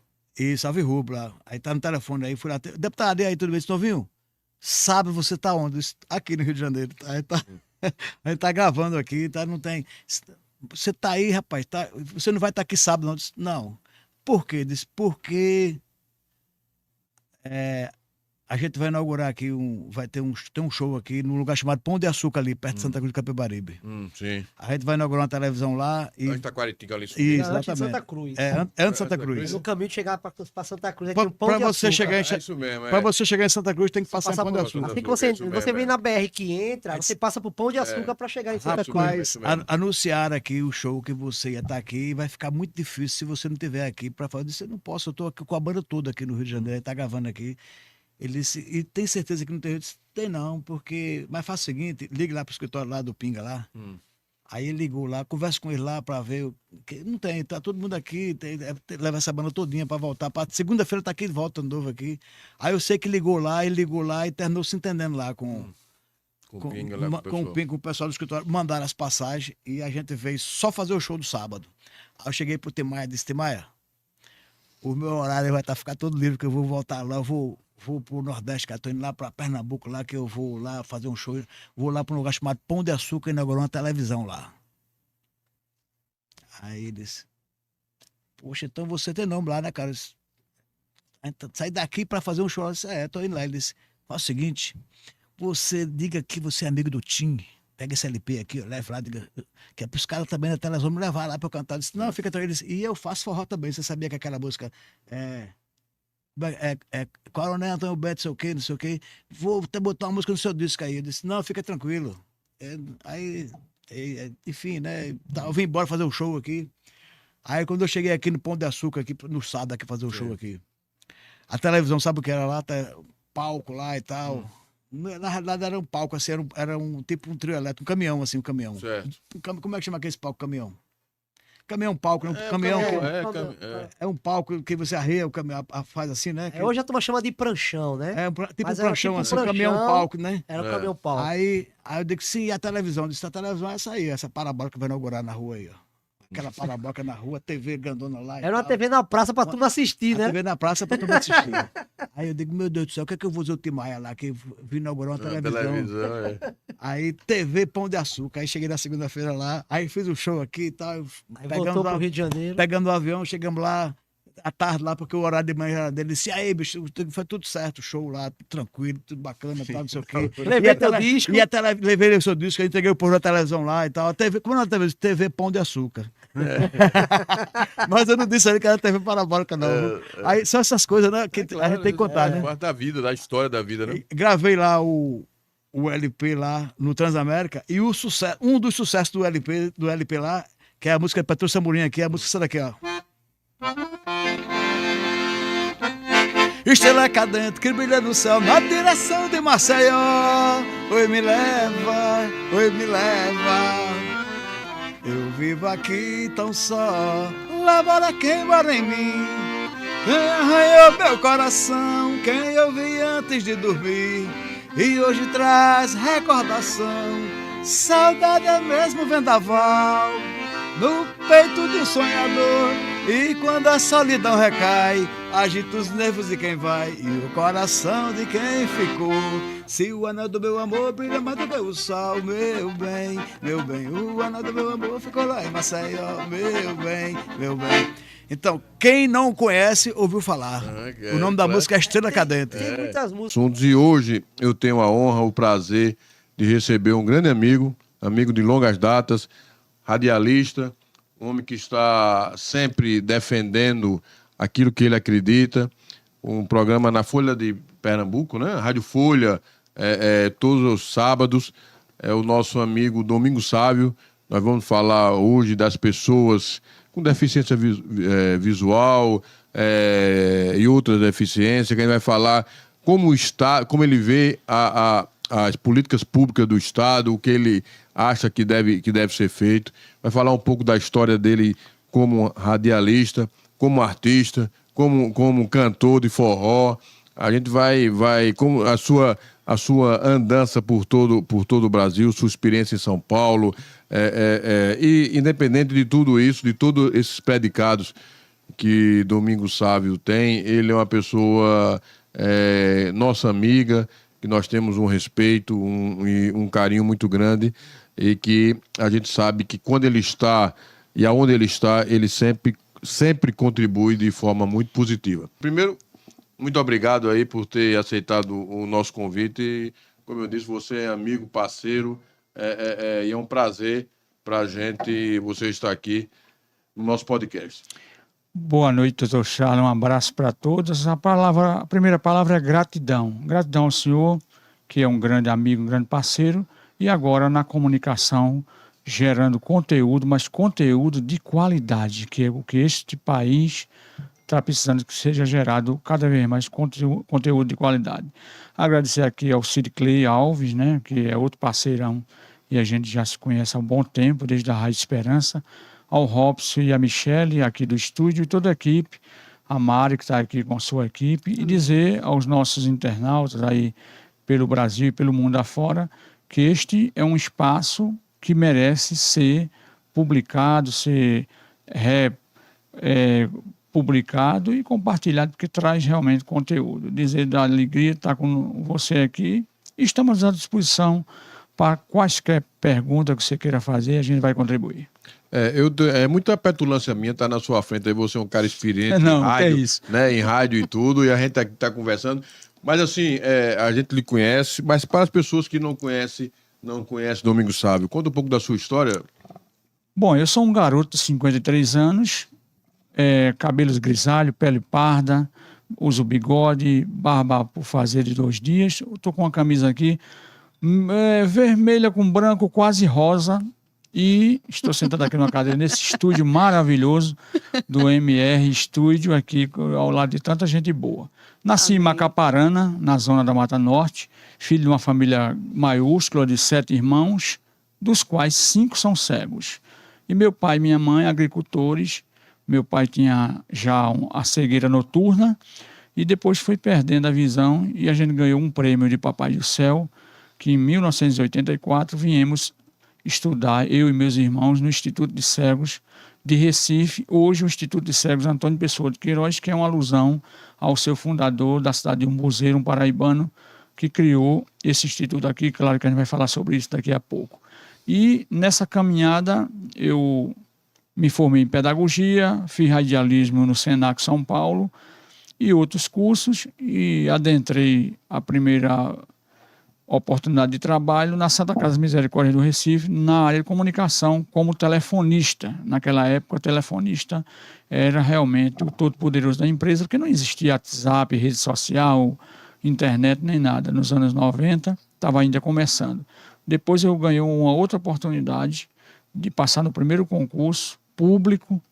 Passaram nesse concurso 27 pessoas cegas de 36 vagas, em 1993. E daí por diante a gente foi seguindo. Hoje eu me encontro na área de comunicação, de rádio, trabalho também ainda na área da saúde e na área social. Já passei por várias experiências e uma das atuais é estar aqui com vocês nesse momento. E a banda de forró? Ah, sim, a gente tem a parte da cultura, né? No interior a gente criou um grupo com meus irmãos, depois o grupo se desfez, o grupo Arrastapé, e eu criei uma banda em Igaraçu, nasceu a banda Luar do Sertão. Já fez muito forró, o senhor é testemunha disso, já nos contratou, e aí nessa cultura eu também abro para a formação de outros talentos com deficiência. A banda não era uma banda fechada, ela sempre abria espaço, e muitos sanfoneiros, muitos cantores já passaram por lá. Inclusive, doutor Charles, recentemente nós conseguimos aprovar no Ministério da Cultura do Nordeste 16 pessoas com deficiência que faz cultura, e dessas 16, mostrando que Pernambuco realmente é grande, 10 pessoas com deficiência das 16 foram de Pernambuco. Então, mostra que essa parte da cultura também no segmento das pessoas com deficiência é muito forte. Domingo, nós estamos vivendo uma data comemorativa em relação ao Braille, né? Dia 8 é o dia nacional do Braille. E dia 4 é o dia mundial do Braille, né? 4 de janeiro é o dia mundial. 4 de janeiro, certo. E 8 de abril é o dia nacional. Fala um pouco assim dessa história do Braille, como foi que surgiu essa ferramenta tão importante para as pessoas com deficiência visual. Olha, falar deste tema só tem algo mais importante se for falar de Deus e de Jesus Cristo, que aí todos nós seremos muito motivados para falar deles. Mas assim, o Braille tem uma história muito importante, porque o Louis Braille, lá na França, um garoto de 16 anos, bota um sistema no mundo que nunca foi teve outro que bater esse sistema. É claro que o Braille já teve várias adequações, mas na sua essência, a maneira como ele criou, ele continua o mesmo Braille. Então, o Louis Braille, ele ganha a oportunidade de estudar no Imperial dos Meninos Cegos de Paris, e lá ele desafia o próprio mundo, criando um sistema que era muito mais eficaz do que aquele que ele estudava, porque o do Aui, ele só tinha a possibilidade da pessoa cega ler, mas não de escrever, porque ela era letras moldadas e não tinha como você escrever. E aí o Louis Braille, conhecendo um oficial da Marinha, baseado no código Morse que ele usava, o pessoal da Marinha, ele criou um sistema de leitura e escrita eficaz até hoje. E aí, claro que ele foi perseguido, inclusive tem na história que foi queimado vários livros, vários materiais que ele próprio produziu em Braille, por uma maneira de contestar o sistema dele. Ele morreu, vítima de tuberculose, que era muito comum naquela época, o senhor sabe muito bem, e não viu o seu sistema ganhar o mundo. E a partir da sua morte, como sempre, né? Luiz Gonzaga talvez foi mais conhecido depois da morte do que antes. Ele passou a ser conhecido e difundido em toda a França e depois no mundo todo. Até hoje o Braille era um sistema, o sistema mais seguro, mais eficaz para educar as crianças cegas. E aí o brasileiro, por isso que tem essa homenagem no dia 4 de janeiro, que ele nasceu no dia 4, e inclusive morreu no dia 6 de janeiro, com 43 anos apenas. Jovem, né? Morreu muito novo. E o José Álvares de Azevedo era um carioca que foi estudar na França, na mesma escola que Louis Braille criou, e aí, na volta dele para o Brasil, ele era filho do Manuel José Álvares de Azevedo, uma família rica do Rio de Janeiro, poderia ter de seguir a vida dele. Mas, como Louis Braille se interessou novamente pelas questões sociais e de dar os que não tinham o que ele tinha recebido. Então, ele ensinou uma filha do médico da corte, o Francisco, e o Francisco ficou encantado com a filha dele aprendendo o Braille, e ele pediu para apresentar ele ao imperador Dom Pedro II. Certo. E lá ele mostrou para Dom Pedro II, o imperador ficou encantado com a possibilidade das pessoas cegas lerem, escreverem. Inclusive o imperador disse uma frase que infelizmente ela não tem ainda se apagado, não perdeu sentido até hoje, que foi a cegueira quase já não é mais uma desgraça, ou seja, ser cego era uma desgraça naquela época e ainda para algumas pessoas hoje. Então aí ele disse, eu quero que seja criada a possibilidade de uma instituição nos moldes de lá da França para a gente socializar esse conhecimento. E foi criado o Imperial dos Meninos Cegos, lá no Rio de Janeiro, que a gente chama carinhosamente do Casarão Rosa, lá na Avenida Pasteur, no bairro da Urca, está lá até hoje o Instituto Benjamin Constant. Imagine, doutor Charles, no Império, em 1834, esse menino nascia e esse menino veio deixar que eu tivesse aqui hoje com o senhor e com todos vocês aqui no estúdio. Porque só através do estudo, no Instituto de Cego de Recife, que eu me tornei o homem que sou hoje e tantos outros que estão nos ouvindo. Não tem outra coisa. Está aqui essa tecnologia, a ferramenta tecnológica do celular, do computador, que fala que eu posso entrar aqui no WhatsApp, mandar uma mensagem para o Dr. Charlie, mas o Braille, ela é a grande ferramenta tecnológica, não tem outra para ensinar a você que está nesse momento como professor lá nas escolas, para a criança cega. É claro que a tecnologia vai nos ajudar, né? Vai ser um aliado, mas esse livro aqui, olha, esse livro aqui é a Dorinha e a Turma da Mônica Brincando pelo Brasil. Esse livro foi a Fundação Dorina Noil com a Turma da Mônica que criaram. Esse aqui é a região Nordeste. Então, ele traz a Dorinha, que é a Dorina Noil, que é a fundadora da instituição Dorina Noil lá em São Paulo, que é onde imprime, onde fabrica os livros em braille.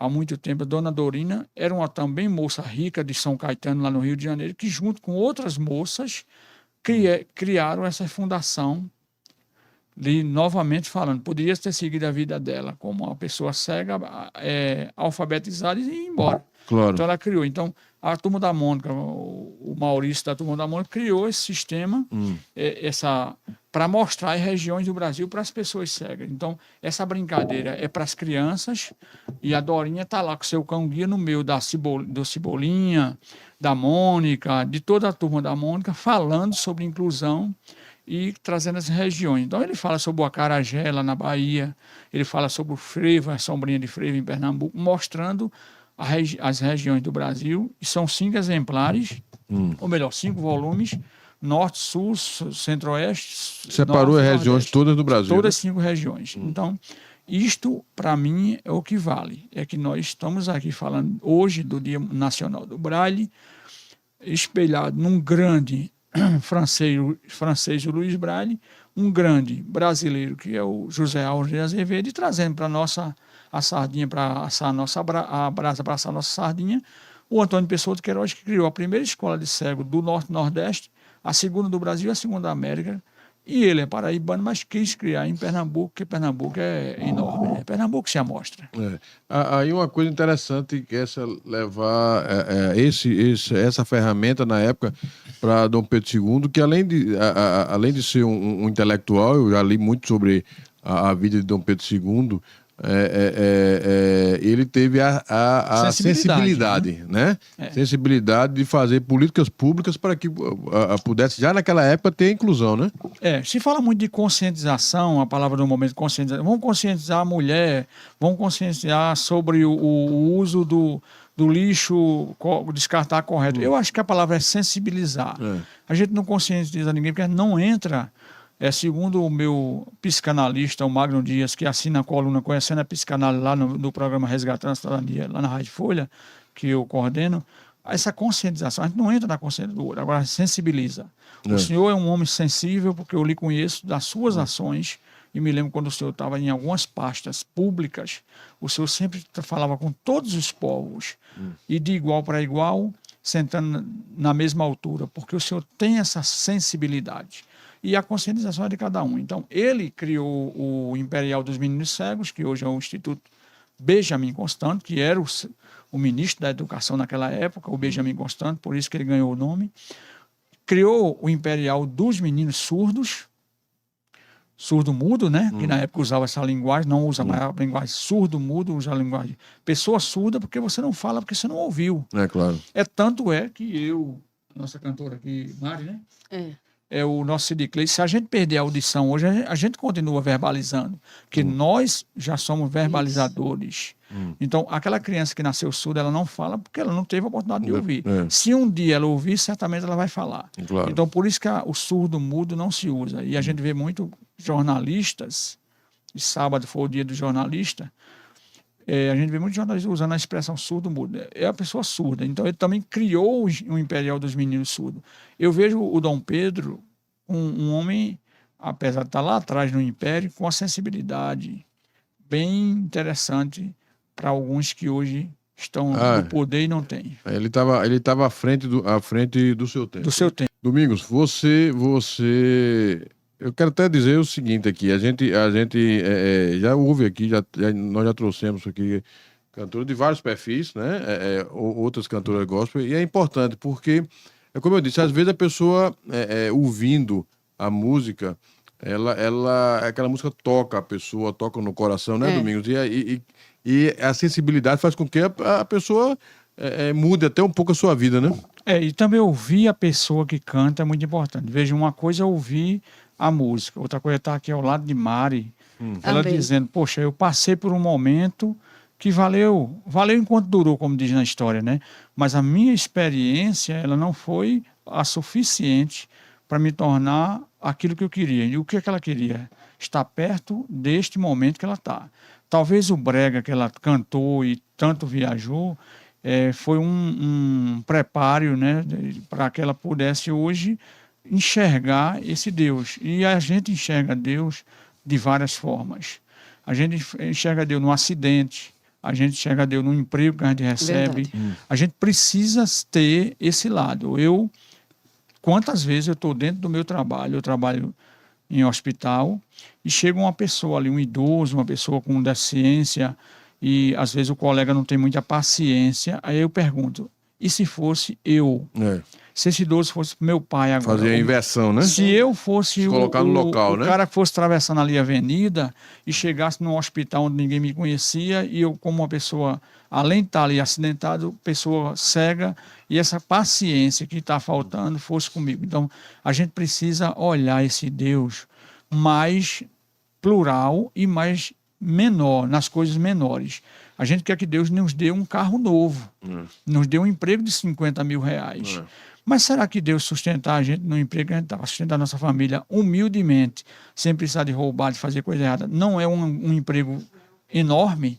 Então, eu acho que ouvir a Mari dizendo isso é muito importante, porque ela se reconhece na vida que ela participou, porque ela não pode dividir duas vidas. Deus só deu uma. Então, quando eu vivia lá no interior pedindo esmola nas feiras, meu avô dizia uma coisa: a gente contava o dinheiro em cima da laje da fossa lá da casa dele, lá atrás da casa dele, lá em Timbaúba. E aí ele contava e ele abençoava o dinheiro. Não sei se é certo ou não, mas ele dizia, levantava a mão para o céu: Deus, obrigado por dar este para eles, mas eu sei que tu tem algo muito maior. E a gente pequenininho, com 6, 7 anos, talvez não entendesse o que era o muito maior. O que era o muito maior? Algo maior que ele pedia. Era a gente vir estudar no Instituto de Cegos, e hoje todos nós somos donos das nossas casas, pais dos nossos filhos, mães. Papai tem uma túria de neto, papai tem 87 anos, minha mãe tem 85, não falta um dia que tenha gente na casa dele. Ora, esses cegos não podiam estar lá pedindo esmola, ou já ter morrido de fome. Então, o grande prêmio que o meu avô pedia a Deus era o caminho, era o conhecimento, porque ele sabia que se a gente nunca tivesse conhecimento, a gente não ia sair das feiras de pedir esmola. Então, eu acho que esse Deus é maravilhoso, e quando a Mari fala, ela não está fazendo uma pregação lhe condenando, porque você no momento está aí cantando, dançando. Não, ela está dizendo a você que essa vida pode virar. Então é muito importante. E a música, ela é muito importante para isso, Dr. Charles. A música, ela tem A música é extraordinária. Transforma, né? Transforma a vida, né? Corações. Domingos, assim, as pessoas... Primeiro, eu queria que você explicasse um pouco a questão da nomenclatura, porque tem muita gente, e eu perguntei a você antes para não cometer uma gafe, porque tem muita... E você já falou, até explicou a questão do surdo-mudo, que é errado dizer. As pessoas cometem ainda muitos erros na questão quando vai se dirigir a uma pessoa com deficiência visual ou com uma coisa. O que é que você não pode dizer? Doutor, eu não gosto muito de usar a palavra errado, né? Não está adequado, não é mais o momento. Veja, o governo Sarney... Mas quem usou fui eu. Eu sei. O governo Sarney, ele veio de 1985 até 90, e dentro desse contexto nós tivemos a Constituição cidadã, da nova Constituição, e ali, dentro da Constituição, ia ter um capítulo específico de tutela da pessoa com deficiência. Graças, e aí as pessoas que me ouvem sempre, poxa, esse cara, que danado esse cara tem com os anos 80 que ele fala sempre. Não é o que eu falo, é que ele fala com todos nós. Os anos 80 ele foi divisor de água de muita coisa, inclusive do Brasil jogar a melhor Copa do Mundo e não ganhar. 84. Então, em 82. 82. Então tem muita coisa nos anos 80. 94. Então, um capítulo específico, doutor Ney, para algumas pessoas... Você está lembrando muito de Ney, como é, doutor Ney. Doutor Ney Araújo. Ney Araújo, que é nosso amigo, que esteve aqui com a gente. Grande amigo, grande figura. Ele também assina uma coluna no meu programa, lá no Resgatando a Cidadania. Quem me procura para fazer direito previdenciário, eu encaminho para ele. Caminha para Ney. Um abraço para ele, deve estar ouvindo a gente, assistindo a gente. Então, um capítulo dentro da Constituição, para algumas pessoas, ia achar muito bonito, uma coisa linda, porém ordinária. Então, o movimento de pessoas com deficiência naquele momento, eles tiraram isto de dentro da Constituição e semearam a fala, os artigos por todas as áreas da Constituição, no direito à saúde, no direito à assistência, no direito ao trabalho, no direito à educação, por dentro da Constituição. O senhor é um grande consumidor da Constituição, porque o senhor é advogado, o senhor sabe muito bem que andando na Constituição vai encontrar várias falas sobre a pessoa com deficiência. Aquilo ali estaria num capítulo específico que seria uma atrocidade. Quando o segmento se movimentou e dormiram muitos nas galerias do nosso Senado e da Câmara para pegar os deputados e os senadores e dizer não, a gente conseguiu. Essa foi a grande primeira vitória das pessoas com deficiência pós os anos 80, 70, 80, saindo da ditadura. Então, ali, nos anos 80, tem o Dia Internacional da Pessoa Deficiente pela ONU, em 1981.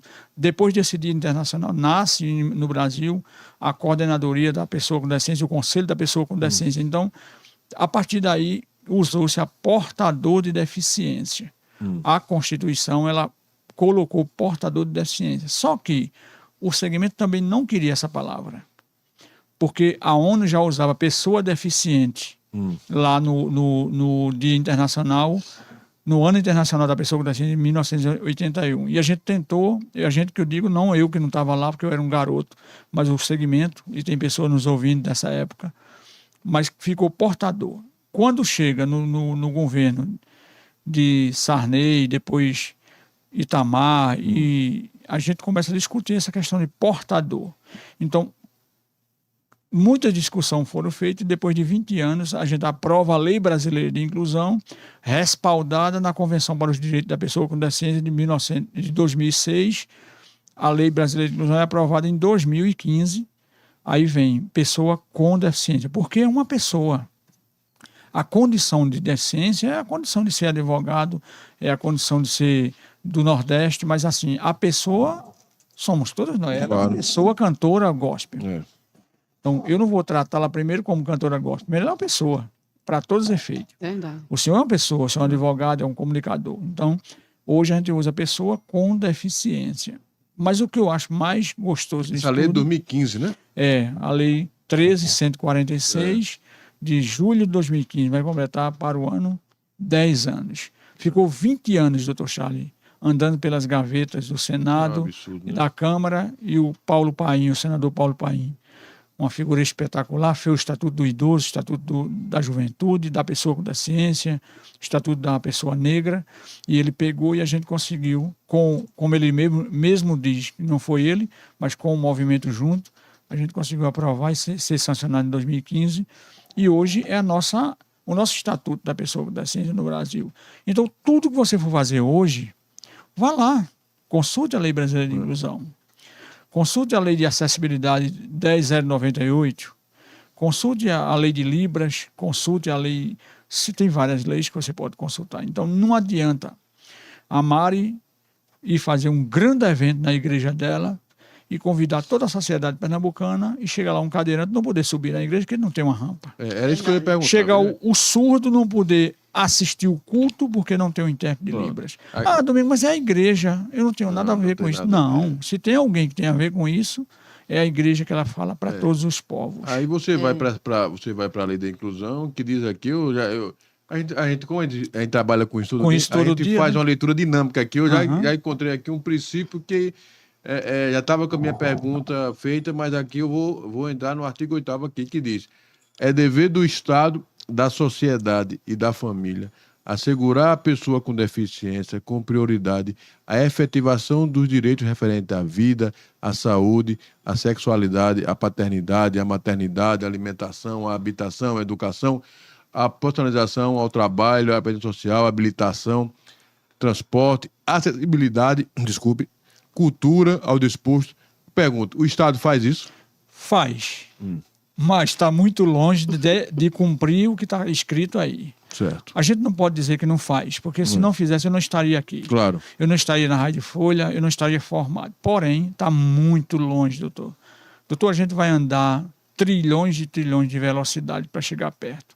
Veja, neste momento está assistindo a gente a Rosana Maltoni. Ela é cega, professora e foi diretora de escola lá em São Paulo. A Rosana ela não foi diretora de escola como escola de cego. Ela era diretora de uma escola de meninos que enxergavam e ela era diretora de escola. Mas para ela ser diretora de escola, não foi o Estado que trouxe ela. Eu acredito em você e você vai ser feita. Ela que fez ao contrário. Ela que tem que provar ao Estado que ela tem competência. E não o Estado acreditar na competência dela. Nesse momento está a Mara Lília lá em Crateús, no Ceará, nos ouvindo. É dona de uma rádio, é assistente social formada. Inclusive fez um comentário aqui já. Então a Mara, ela é uma pessoa extremamente independente. A Zeni Araújo também. Mas a própria Roberto família, os próprios colegas, assistentes sociais, não acreditam na competência dela. Deixa eu aproveitar que a Zeni falou aí, foi? Então, falou. Eu estou lá na Rádio Folha há 6 anos. A Zeni Araújo. Pois é, para pagar a nossa Rádio Folha lá, o nosso espaço, eu vou atrás do comércio, vou atrás das prefeituras. Ninguém quer patrocinar o programa, porque é um programa fora de área social. Veja o que eu estou passando nas suas mãos. Isso aqui é uma lembrança de 20 anos de rádio, do Radialismo. Vou passar aqui para a Mari também. Clay, você se socializa aqui com os nossos colegas. Então, isso aqui é o Clube da Cidadania, que é tocado por Alzeni e Silvio, 2 ouvintes, que vendo o nosso programa sair do ar em janeiro, se preocuparam e disseram, poxa, um programa que presta serviço e informa sobre a inclusão não pode sair do ar. Então, eles criaram o Clube da Cidadania e estão buscando apoio para o programa. Precisava disso, doutor Ney? Não, doutor Ney, ó. Doutor Você Charles. é a paixão pro doutor Ney. Não, é porque ele está ouvindo a gente. Então, o que acontece, doutor Charles? O Estado, as prefeituras, qual a dificuldade que elas têm de apoiar um projeto desse? Então, entra aí no artigo que o senhor leu. Estamos muito longe do poder público cumprir o seu papel. Porque eles próprios não lê essa lei. Eles próprios, o gestor público, ele não lê. Ele não conhece a Lei Brasileira de Inclusão. O direito à igualdade de oportunidade está lá no artigo 4. No artigo 4. Veja, uma mulher cega, ela não pode ter filhos. A sociedade acha que uma pessoa cega, ela está anulada a possibilidade dela ter filho. Por quê? Porque o preconceito, como disse lá o imperador Dom Pedro II, a cegueira era uma desgraça.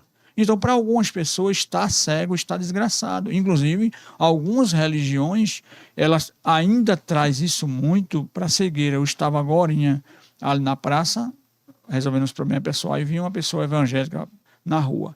Ele veio para mim e ele não deu outra palavra a não ser o cego de Jericó. Quando ele se aproxima de você, ele traz logo o cego de Jericó. Eu não quero ouvir sobre o cego de Jericó, porque é a passagem da Bíblia que mais se fala para o cego. Eu quero ouvir o que a Márica acabou de falar aqui. A túnica. Conta a história, conta a passagem da túnica, a inveja que o próprio sangue queria matar o seu próprio Isaías sangue. 54:17, toda ferramenta preparada contra ti não prosperará. Se tu tiveres Deus no coração. Então, é difícil, doutor Ney. Ainda, doutor Ney, de novo. Ney, ó. Doutor Charles. Anota aí. Anota aqui, Toda duas vez vezes. que ele falar doutor Ney, ele vai me passar um pix aí. Vou passar um Eita, meu pix. Deus. E aí, vai chegar um café daqui a pouco. É. Veja, doutor Charles, o que acontece é que o direito à vida, o direito à sexualidade. Muitas pessoas pensam que nós somos assexualizados. Eu sou cego, o senhor conhece minha esposa, eu tenho um filho, tenho 3 netos, mas quando eu digo que sou casado, a Adriana anda comigo. Outro dia a gente estava aqui na praça aqui do centro da cidade, aí a pessoa chegou e disse: você é a irmã dele? Aí eu olhei assim para a Adriana. Já chamaram a Adriana de minha avó, minha mãe, menos esposa, porque ele acha que o fato de ser cego, você não pode casar. Você não deve casar. Pode ser babá, pode ser tia, avó, qualquer coisa, menos esposa. Não tem a capacidade de poder Então, construir o uma família, né? preconceito É muito grande, né? é grande. E, às vezes, ele ultrapassa, ele passa para discriminação, porque o cara conhece, sabe, lê, mas age da mesma forma. Então, este momento do seu podcast, Dr. Charles Roger, é muito importante para a gente dizer às pessoas que as pessoas com deficiência, seja qual for o tipo da deficiência, elas podem tudo que elas quiserem. E o Brasil o Brasil, eu costumo dizer isso, que não deveria ser. É um país que tem muito preconceito. Não era para ter preconceito. Nós fomos gerados de uma miscigenação. Miscigenação, etnismo, que é termo cultural que a gente tem. Era para ser... Cultura diversa. A gente aqui, o cara passou dos 40 anos para arrumar um emprego. Tá difícil. Tá difícil, não difícil. presta mais, né? Então, assim, é um país que tem um nível de preconceito muito grande. E assim, Domingos, por força desse preconceito, que as pessoas acham que uma pessoa com deficiência visual, outra deficiência, não tem capacidade de intelecto, de trabalhar, de ser competente e tudo, vocês devem ter enfrentado muitas situações em ambiente de trabalho, né? Porque não são otimizadas, né? Não tem. A cota, ela foi, e é importantíssima, a lei de cotas para o mercado de trabalho, porém o empresário ele tem um infeliz de um item lá que ele diz que ele pagar uma multa, ele não é obrigado a contratar. E o cara vai lá, o jurídico, com todo respeito a todos vocês, da empresa vai lá e diz, se a empresa vai pagar aqui X reais por uma multa, por que contratar? Porque o cara pensa que quando ele contratar alguém deficiente, ele vai ter que refazer o prédio dele, e não é assim. É claro que um prédio desse é onde a gente está, que não é um prédio novo, ele teria que ter uma certa mudança. Mas um prédio novo hoje, que já vem com acessibilidade, já vem com rampa. E que pela própria lei já tem que vir preparado. Já tem que vir adequado para... Não é favor. Eu vou até usar uma expressão mais forte, não é esmola para ninguém. Não é esmola para ninguém. Então, quando eu cheguei na Rádio Folha, hoje eu comando uma equipe com 2 operadores, com o Magno, que assina uma coluna, o doutor Ney, que assina a coluna dele, a Adriana, que me ajuda, telefonista, toda uma equipe que as pessoas dizem que eu produzo e apresento o programa, que chegam lá para uma entrevista e não me conhecem. Quando ela sai de lá de Domingos, quando eu dou um intervalo, eu digo quantos minutos? 1 minuto e meio. Eu dou uma carreira para ir no banheiro e pegar uma água. O cara, meu Deus, por que alguém não foi buscar para ele? Porque ninguém busca um banheiro para a gente. É a gente que tem que ir. Então, o mercado de trabalho ainda está longe dessa adequação. Eu trabalho, e vou falar aqui para o senhor, há 33 anos. Eu nunca entrei num emprego para dizer que esse emprego ele tem acessibilidade razoável, o mínimo. Então, por isso que eu disse ao senhor que está longe da política pública cumprir o que está ali na lei. São as calçadas que são terríveis. Né? Cara, você andar aqui no centro de Paulista, no centro de Recife, no centro de Igaraçu, no centro de Abreu Lima, é um atentado. É colocar o cara numa situação de risco. Porque se você vai para a rua, a pista é boa porque o bom tem que ser para carro. Aí o carro vai com uma pessoa dentro. E o a pé, a pessoa que está andando de a pé, não tem espaço. Uma mulher grávida, uma idosa, uma mulher obesa, uma mulher de salto alto, você não pode nem ser vaidosa, porque não tem calçada para andar. É para quebrar o sapato tudinho. É para quebrar o pé, doutor. Quantas a peça torções numa queda. a gente tem e deixa para lá? Quantas torções, Não, Maria? minha sogra uma vez na verdade. Ilha do Leite levou uma queda, não sei como ela não morreu por causa de uma calçada. Bateu com até porque minha sogra é uma alemã forte, parece um tanque de guerra alemão, bateu, eu até brinco, ela bateu que ela afastou a árvore. mas assim, a calçada extremamente mal feita. Aí você vai para a educação, que é a política pública que há mais tempo está aí, é a educação, né? Então, a educação ela teve realmente um grande momento. Eu me lembro que no governo, acho que foi da Dilma, eles distribuíram mais de 7.000 impressoras Braille no Brasil. Para qualquer cidade pequena tinha uma impressora Braille. Eu encontrei em prefeitura, e aí vou me reservar o direito de não dizer o nome, as 2 impressoras dentro de uma caixa, dentro de uma sala lá, fechada, já estava há mais de 4 anos. Por acaso, eu digo, o que é isso aqui? É uma impressora, de uma impressora aqui nesse estado, cheio de coisas em cima. Uma canoa tão grande dessa. Aí eu peguei assim, doutor Ney, quando eu peguei... Doutor Ney o quê, rapaz? Quando eu peguei que eu vi que era uma impressora Braille, cara, eu fiquei assim, injuriado. Dentro de uma canoa tão grande. Pois rapaz, o senhor conhece a história. O senhor conhece porque o senhor estava lá comigo. Então, o que acontece? Quando eu peguei a impressora Braille, eu chorei na hora, porque uma impressora Braille... absurdo. Doutor Charles, é muito importante, porque o senhor pode pegar o seu cartão de visita e ali, imprima aqui para mim em Braille. Eu não vou fazer 10.000, mas eu vou dar 100 cartões, porque quando eu encontrar uma pessoa que é deficiente visual, eu já dou a acessibilidade do meu cartão para ele. E você faltando isso, ir lá guardado. Então, é difícil, mas a gente está aqui para batalhar. Enfrentar isso, não né? Não podemos parar a luta. Tem alguns amigos que dizem, Domingo, por que tu está nesse negócio há tanto tempo? Vai cuidar da tua vida. Não, mas tem que continuar. Eu vou usar uma expressão que meu pai usava muito. Você é um baluarte nisso. Você é um Precisamos estar juntos e buscar mais gente.